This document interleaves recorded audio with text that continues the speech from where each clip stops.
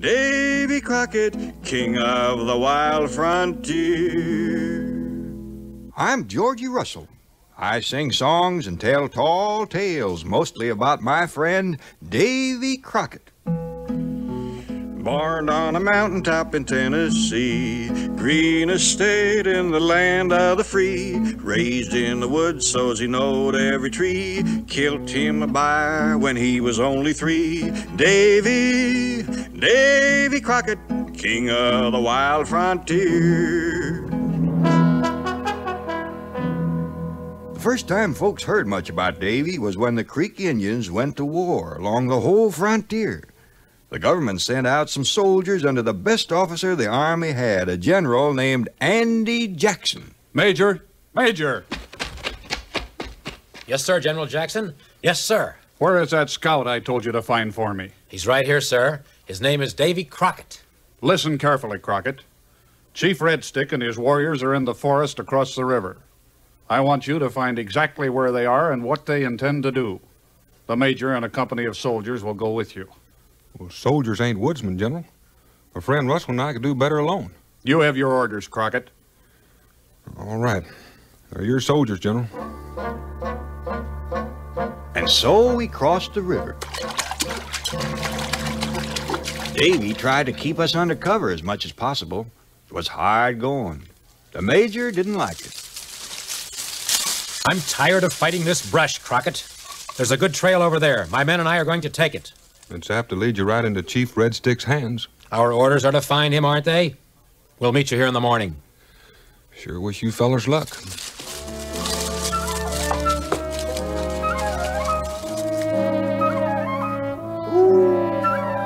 That was the darkest night I about ever saw, and the tallest, steepest mountains, and always knowing that the Redskins was somewhere about, maybe close. Davy. Yeah? Hear that? War drums. We better leave the horses here. Ought to be able to see where the Redskins are from the top of that hill. Look at them, would you? Must be hundreds of them. It's Chief Red Stick's band, all right. That's him firing them up. I hope the major and his men don't run into them. Looks like they're ready to take the warpath. We got to get back to General Jackson in a hurry. Come on.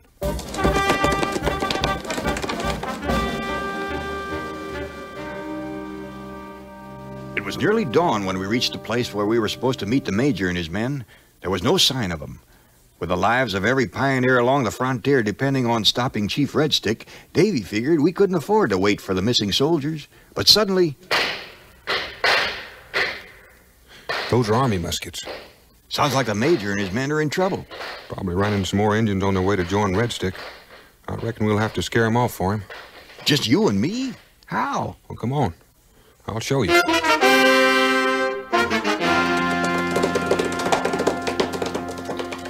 The major was in trouble, all right. Real trouble. We're surrounded, men.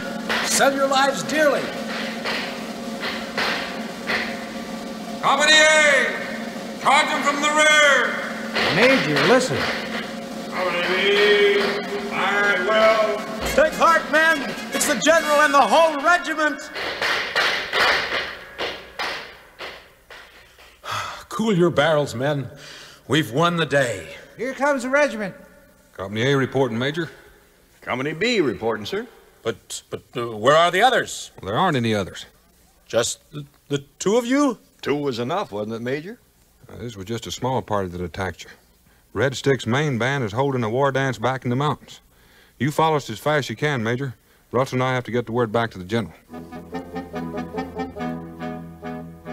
Davy and I felt tolerable good as we headed back to General Jackson's camp. The Indian War was a long ways from being over, but we hadn't lost the first skirmish anyways.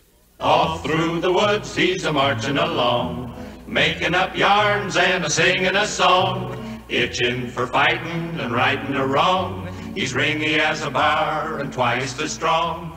Davy Crockett, the man who don't know fear. General Jackson ordered the whole regiment out. By the time the major and his men got back, we were all ready to go. we got to Red Stick's camp at dawn. The general divided his forces, and we volunteers stayed with Davy, moving in close on the unsuspecting redskins. They haven't seen us yet. Should we charge them, Davy? We aren't here to kill Indians. We want to make peace with them. The general's surrounding the camp, then we'll go in and capture their chiefs. That way they'll have to listen to reason. Red Stick won't listen to anything. He'll fight. Leave Red Stick to me. There's a general signal. Let's go!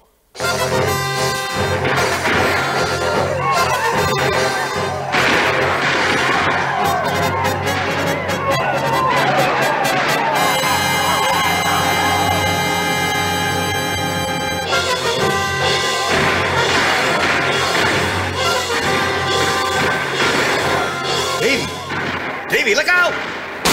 Davy, you all right? That was close. Thanks for saving my scalp. Hey, there goes Red Stick. And a bunch of young warriors with him. The soldiers will stop him. Red Stick's gonna catch him while they're reloading and can't shoot. Come on, we'll try to cut him off. I followed Davy. Halfway across the camp, 2 Creek warriors suddenly jumped me. Both of them were measuring my scalp for a mighty short haircut. Davy took one of them off my hands. Then he ran on, leaving me to take care of the other one. While I was persuading this other warrior to surrender, Davy caught up with Red Stick. Hold it, Red Stick. I want to talk to you. Red Stick no talk. Red Stick fight. On sawing your cussed hide. You're going to hurt somebody with that tomahawk. Listen here now. This isn't any way to make peace. Your other chiefs are surrendering. Why don't you do... We're not chiefs! Red Stick and his warriors cut through the major soldiers and escaped our trap. Davy was down, but by the time I got to him, he was just coming to his feet. You all right, Davy? I think so. But I'll bet Red Stick's tomahawk got an awful nick in it after the way he bounced it off my hair. Uh-oh. Here comes the major with the general right behind him. You knew my men were reloading and couldn't defend themselves, Crockett? Why didn't you stop Red Stick's charge? It's your fault Red Stick got through your lines, Major. We can't make a treaty without him. Take your men and bring him back. But it may take weeks to even catch up with him. I don't care if it takes months. Crockett will guide you. Now, wait a minute, General. The Major and I don't quite agree on how to hunt Indians. I don't want any arguments, Crockett. Yes, sir. Come on, Georgie. Might as well get started. Headed back to war from the old home place, but Red Stick was leading a merry chase, fighting and burning at a devil's pace, south to the swamps on the Florida Trace.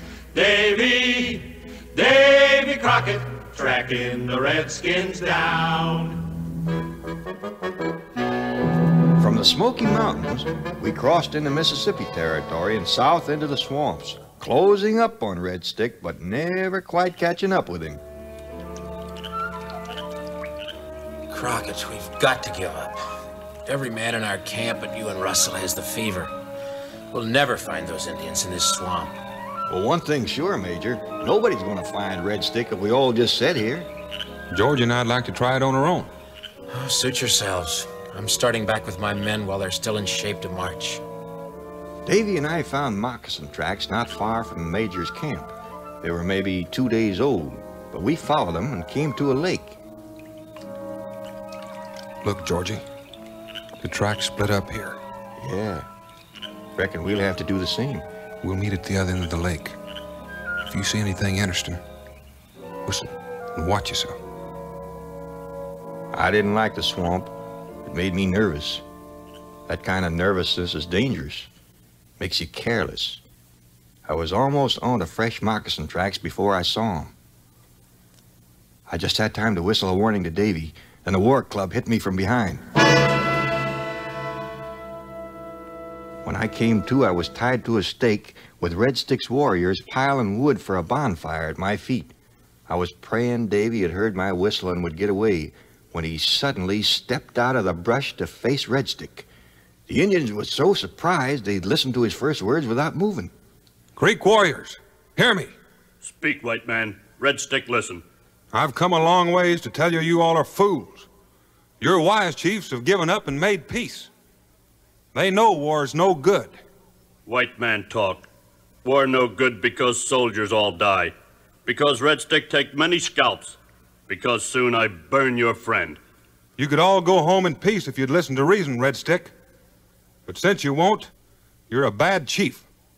And I reckon I got to challenge you according to Injun law. You make challenge. Red Stick chooses weapons. Tomahawks. A warrior gave Davy 2 tomahawks. He looked awful clumsy with them in his hand. When Red Stick charged him, I closed my eyes.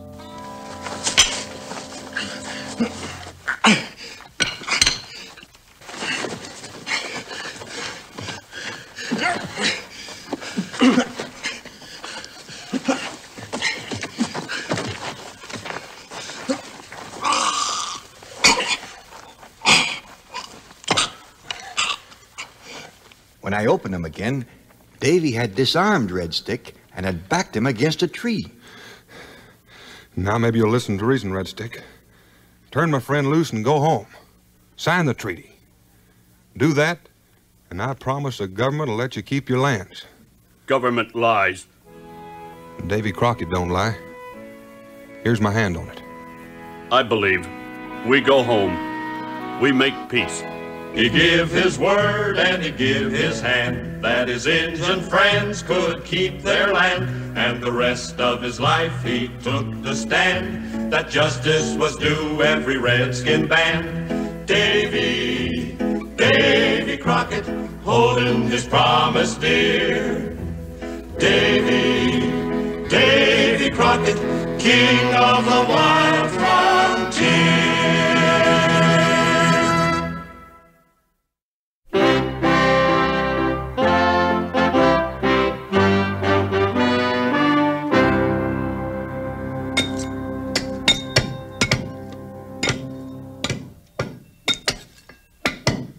Hey, Georgie. Yeah? I've been thinking. This old farm ain't exactly the best piece of ground in Tennessee. Now listen here, Davy. We ain't been back from the Indian Wars long enough to get ourselves housebroke. We ain't starting out on another jaunt. Well, I hear tell there's land out west on the old Bayou River that beats this neck of the wood all holler. New land, always new land. Ain't you never gonna lie down and stay in one place? Maybe. When I find one that suits me. Long about tomorrow morning suit you for a start? I reckon.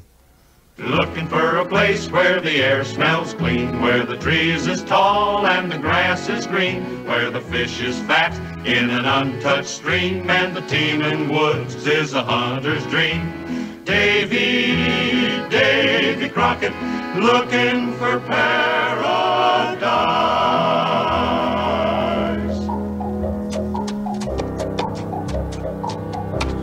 Oh. This suit you, Georgie?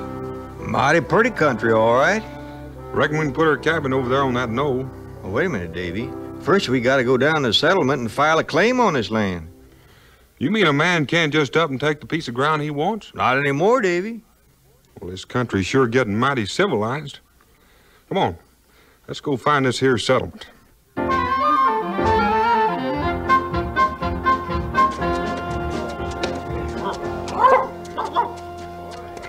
Say, mister, who do we see hereabouts to file on some land? Why, me, but you'll have to wait till after I've judged the shooting match. Shooting match? Any objection to a couple of strangers buying in? Save your money. You'd be shooting again Bigfoot Mason. Well, now, I don't know him, but I reckon we could risk $1. Come on, Georgie.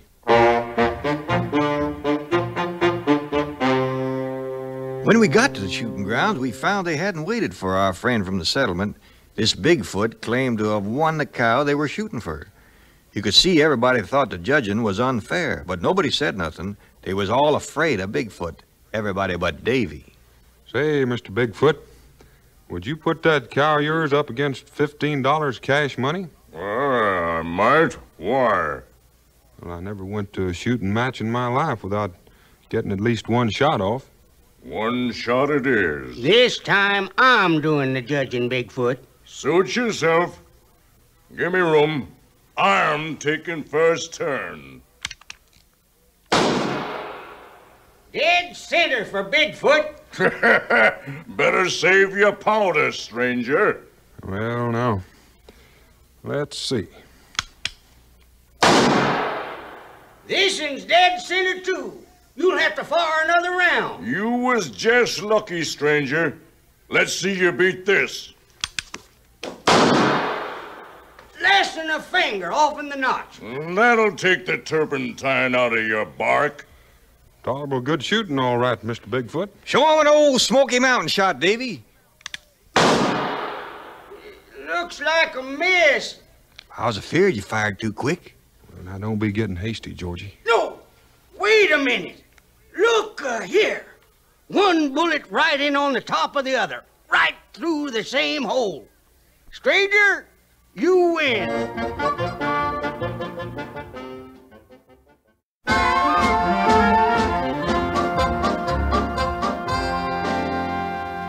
Bigfoot was messed up twice as bad as Charlie Two-Shirts afore Davy was finished with him. And Davy marched him down into the settlement for trial, and folks was so pleased with the job he'd done as magistrate that they put him up for state legislature.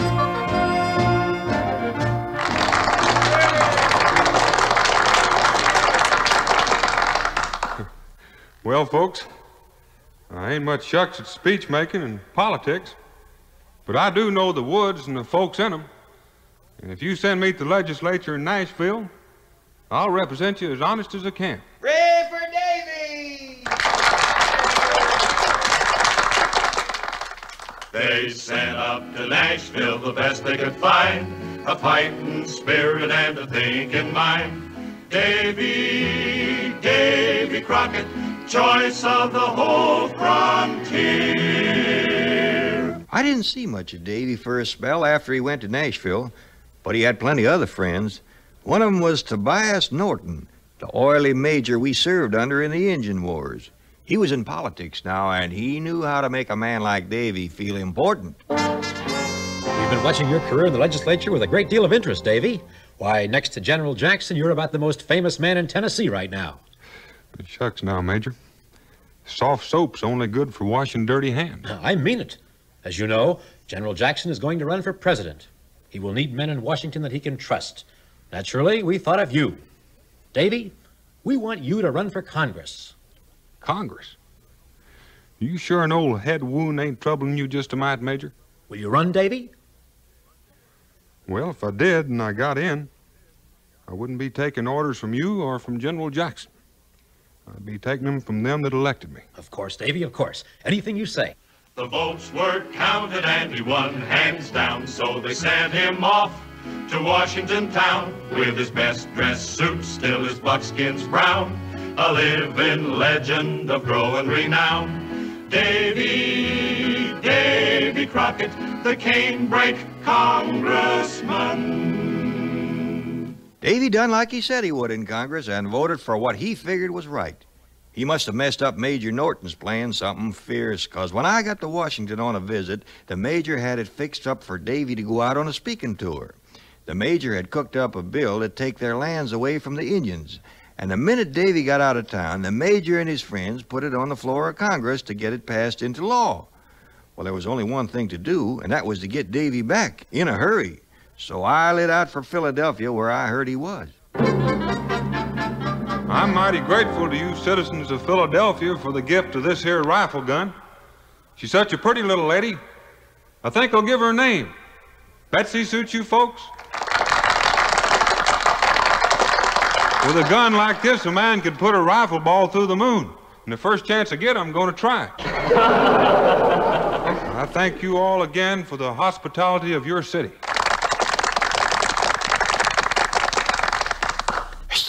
Davy. Georgie, what are you doing here? I come to fetch you some news. Recollect Major Norton's Indian bill? That scheme of his to swindle the Indians out of their land? That's the critter. He's got it on the floor of Congress right now. No wonder he was all fired anxious to get me out of Washington. A couple of your friends are stalling it off the best they can, but there's no telling how long they'll be able to hold out. Well, what's the quickest way back? In a saddle, the way I come. Well, I know where I can borrow fresh horses. Come on.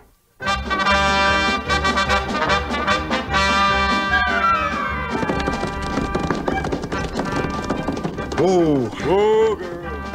Got 2 fresh horses, mister? Yeah. Say, ain't you Davy Crockett? He sure is. Bring out the 2 best horses in the stables for Congressman Crockett.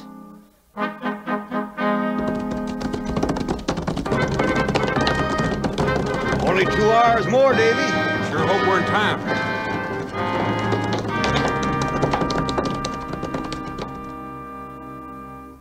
When we rode up to the steps of the Capitol building, they told us the battle over the Indianville had been going on all night. Somebody must have warned Major Norton. He was waiting for us in the hall. What are you doing here, Crockett? Isn't the Capitol building where a congressman belongs, Major? Crockett, listen to me. We'll be choosing a new president at the next election. A great many people think you're the logical man. But if you go in there now and attack my bill, I promise you'll be through in politics. Well, here's what I think of you and your kind of politics. Crockett!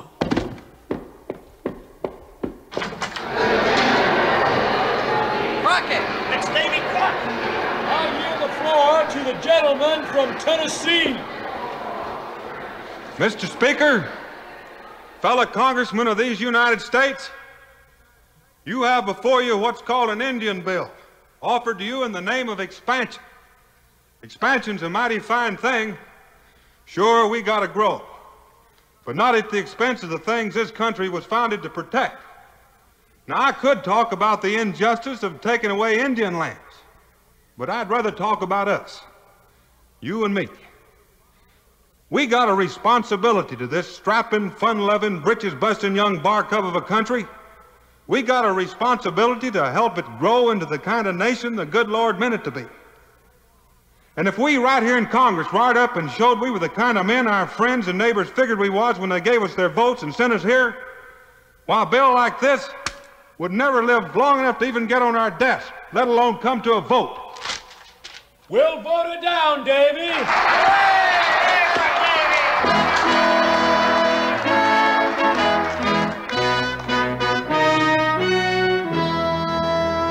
He knew when he spoke that he sounded the knell of his hopes for the White House and fame as well. But he spoke out strong, so the history books tell, and patched up the crack in the Liberty Bell.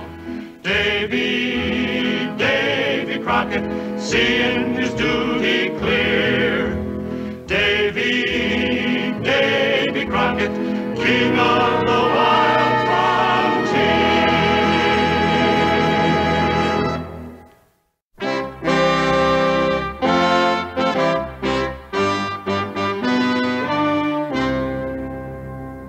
From Washington, Davy and me went back home to Tennessee. But Davy didn't want to stop there. He figured the frontier had got out ahead of him whilst he was in Congress, and he aimed to catch up with it again. When he come home, his politicking done. The Western March had just begun, so he packed his gear and his trusty gun and lit out a-grinning to follow the sun. Davy, Davy Crockett, heading out west again.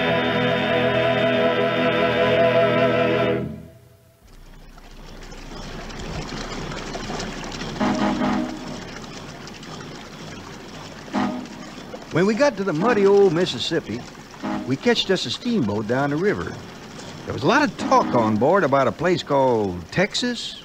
Seemed as though some settlers was there standing up to a general named Santa Anna, who had brought a whole army in to drive him out and take over the country. Well, you know Davy. Him and me and a gambling man named Thimblerig that had joined us bought some horses and headed out for where the trouble was. He heard of Houston and Austin, and so to the Texas plains he had to go, where land was free and there was room to grow, and freedom was fighting another foe. Davy, Davy Crockett and Crockett's Company.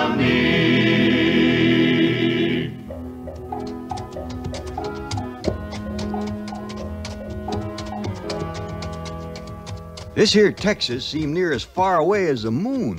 We rode for weeks without getting much any place or even knowing for sure where we was. Then one day, Thimblerig's sharp gambler's eyes spotted a man on a burro coming our way. Oh. Howdy, mister. Buenos dias, senors. You're supposed to be a settlement of Texans down this way. Know where at it is?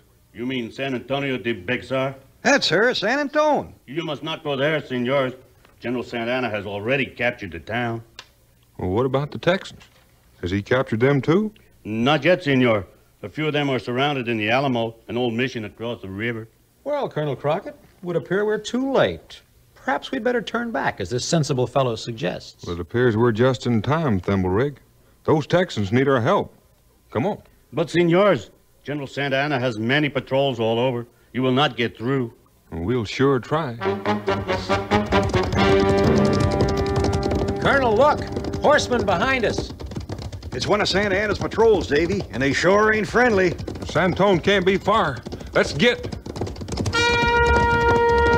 They're gaining on us, Davy. They sure can't shoot for sour apples, can they? Colonel, there's the town. And look at that camp spread around it. Santa Anna must have the biggest army in the world. That old ruin yonder must be the Alamo. Head for it. They're opening the gates for us. Them boys on the walls are taking care of that patrol behind us, too. We're gonna make it. Whoa. Whoa, girl. Close the gates, men. Oh, that was a tight squeeze. You fellas all right? Yeah, thanks to you and your boys. I'm Colonel Bill Travis. Well, Davy Crockett of Tennessee, Colonel. Davy Crockett? Come with me. Jim Bowie's our commander, but he's down with the fever. Jim Bowie? The fellow that invented the knife? That's him. And will he be glad to see you? That's the picture, Davy. We are hopelessly surrounded. Less than 200 of us here in the Alamo against an army of nearly 5,000 men outside. It's tolerable heavy odds, all right, Colonel Bowie. If we can't hold Santa Anna's army here until Mr. Austin and General Sam Houston can get our army reorganized, Texas is lost. Well, then I guess we'll just have to hold Alamo. Easier said than done, Davy. Santa Anna has sent us a surrender demand. If we refuse, he'll put us all to the sword. Oh, ain't there any place you can get help? A town named Goliad, about 100 miles away. But I don't know whether they can spare us any men. I doubt if a messenger could get through Santa Anna's lines to find out. Well, I'd admire to try. Oh, nothing doing. Having Davy Crockett here with him in the Alamo is more important to the men than any help they might be able to send us from Goliad. Well, how about letting me go, then? I know most of Davy's tricks by now, and I'll get through for you, Colonel. It's mighty risky, Georgie. Me and you has been getting in and out of bear traps all our lives. This ain't no shucks. All right, you're willing to try. Colonel Travis, have my personal horse saddled for Russell. It's the best mount we have. Yes, sir, at once. All ready, Russell? Any time, Colonel Travis. Open the gates. Quietly, men. Good luck, Georgie. I don't shoot up Santa Anna's whole army while I'm gone, Davy. I want a few targets left when I get back. All right, close the gates. So far, so good, Davy. Yeah. Didn't you say Santa Anna was waiting for an answer to that surrender message? Why, yeah. Is that cannon there loaded? To the teeth, Davy. Oh, let's give the general his answer, so he'll have something to think about besides Russell in case he's sighted. I'll touch off that answer myself. Moriarty, give me that torch. Stand clear, men. Fire in the hole.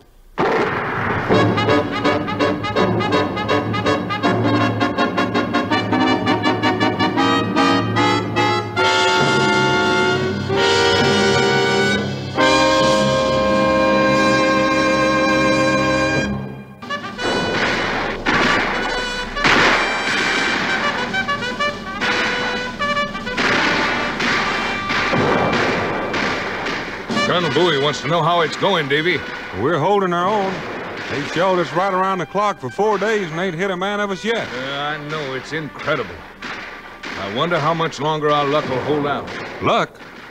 Well, this ain't luck, Travis. It's a hand of Providence. You really believe that, don't you, Davy?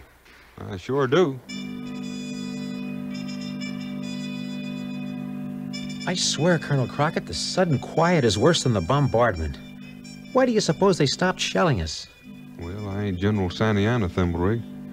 But it could be that since his cannon couldn't knock our walls down, that he's getting his men massed to rush 'em and clam 'em.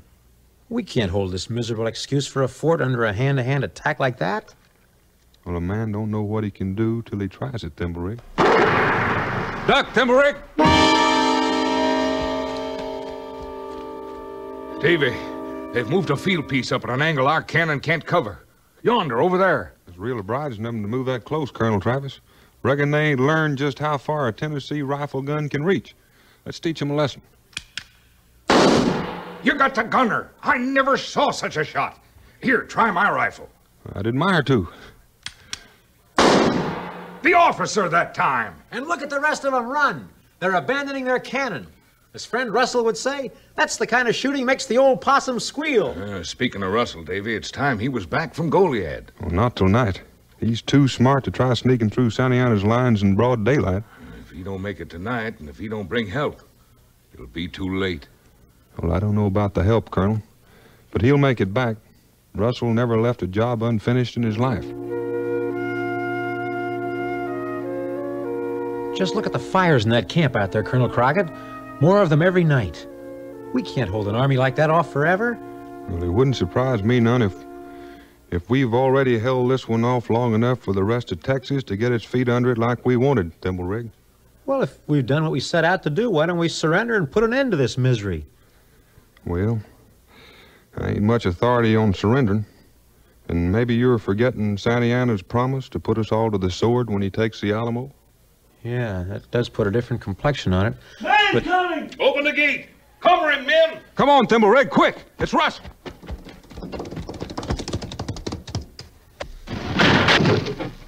Georgie, you old he-bear, you made it. Almost as good as if you was with me, Davy. What about help from Goliad? Bad news, Colonel Travis. They can't spare us no help. I'd better tell Colonel Bowie, Davy. Break it to him gentle. His fever's worse tonight, and he ain't feeling it all good. Santa Anna's men was bunching the rushes, Davy. They was everywhere out there. I had an awful time dodging them. Yeah, come on up on the south wall. That's our station. I'll round you up some victuals.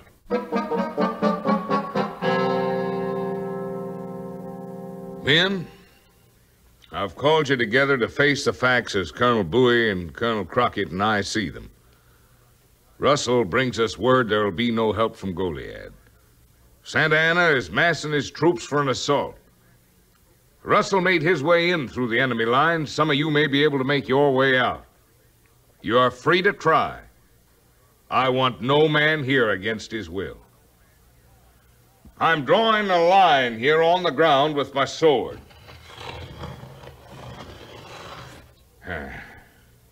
Those who will stay, cross over to me. Well, naturally, every man in the Alamo stepped across that line. So the colonel sent us back to our stations to get what sleep we could. That you, Davy? Yeah. Thought you were asleep. You mean, are you? No. Since when did I ever do anything you didn't? Outposts all right? Nothing stirring. But it's getting on toward dawn. When they come this time, they'll have everything, including scaling ladders. As long as we can keep the ladders off the wall, we'll be all right. I was just passing the word. Waiting's the worst part of anything, ain't it? If you just sit and wait. Give us a little tune, Georgie. How about you? That song you made up when we left Tennessee. You remember that? How could I forget it? It's the only one you ever writ. Well, we'll try her. Farewell to the mountain whose mazes to me more beautiful far than Eden could be. The home I redeemed from the savage and wild. The home I have loved as a father his child. The wife of my bosom, farewell to ye all. In the land of the stranger I rise, for I fall.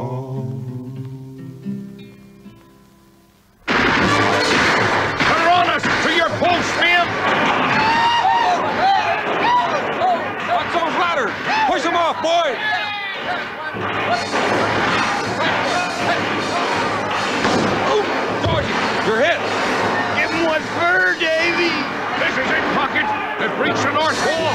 We got it. Come on, you cussed varmints. One at a time. So me and old Betsy can handle you.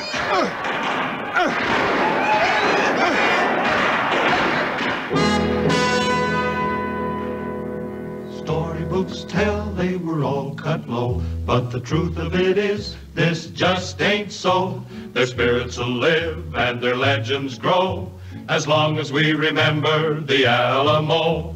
Davy Crockett and Crockett's Company. Davy Crockett, fighting for liberty.